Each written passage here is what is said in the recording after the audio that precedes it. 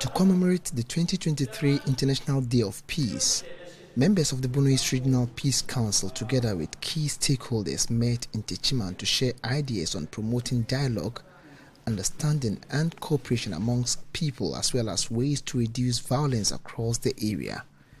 Chairman of the Regional Peace Council, Reverend Prince Owusu Asiku, bemoaned the rising number of conflicts within the Bono East region. Our part, all the conflicts that were in court, like I said earlier, that 250 conflicts, majority were from this part. So after carving, and now others are even adding to the previous ones. Though some traditional areas are trying to solve this, but still, there are others showing up. He was, however, quick to note that chieftaincy and political conflicts stand tall in the region, and steps need to be taken to help address this. In the Bono East Region, 2 stands tall: chieftaincy and politics. Most of our conflicts in the region is chieftaincy and political.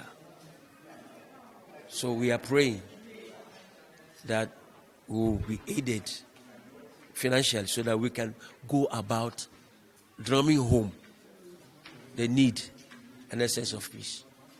Margaret Mary is a member of the Regional Peace Council representing the academia.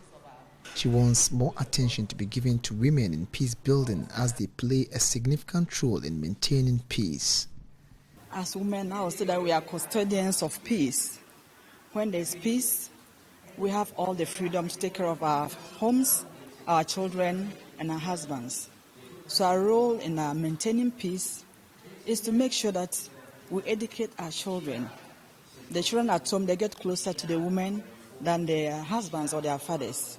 So we as women should make sure we sit down with our children, provide their needs, and educate them as to what to do, so they don't get out and be influenced by their peers. Our husbands also go out to work and then come back.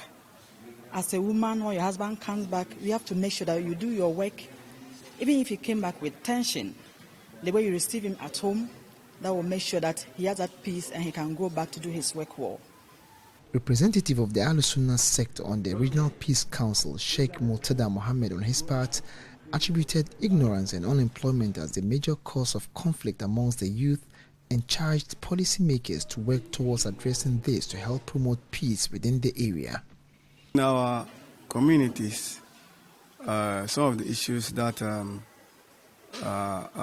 maybe recipes for chaos and violence are ignorance and then unemployment. Yes, so for the youth, because of ignorance, normally whatever they are told, they believe in whatever they are told, instead of going further to research into it or to find other sources of getting information other than what they have got. So I think it is important the government and then stakeholders in our society try as much as possible not to use the youth into their advantages, but they should try as much as possible to use the youth in a way that will bring socio-economic development to their community. Reverend Owusu Asiku further noted that the council is embarking on a rigorous education campaign to help prevent the repeat of the 2020 shooting incident in the Techiman South constituency that claimed 2 lives and left many others injured. We need to go down, educate on air, in the nooks and crannies, for people to understand the need. Election is about, we're about to have the 9th election.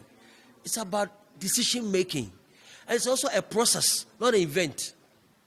So we need to exercise all the patience.